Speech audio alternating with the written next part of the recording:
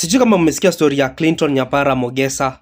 Huyu kijana mwenye alikuwa ameingia pale hivyo Qatar akaanza kupiga kazi and then kidogo kidogo akaenda Russia akakufia huko hivyo kwa hii vita. So many people wanauliza what happened to this guy, kwa sababu kuna information yenye imetoka all the way from Ukraine. So huyu jamani Mkenya na alikuwa anafanya kazi pale hivyo Qatar. Tutoke huko hivyo tuingie pale hivyo Russia. Wakati yenye Ukraine inapigana na Russia, Ukraine inasema ikapata mwili yake kwa position ya Russia, meaning that aliuliwa akiwa kwa position ya Russia.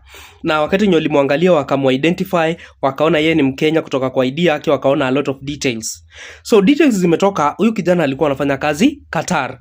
Akiwa Qatar akaambiwa, manze, kuna kazi safi sana yenye unaweza kuwa unapiga pale Russia.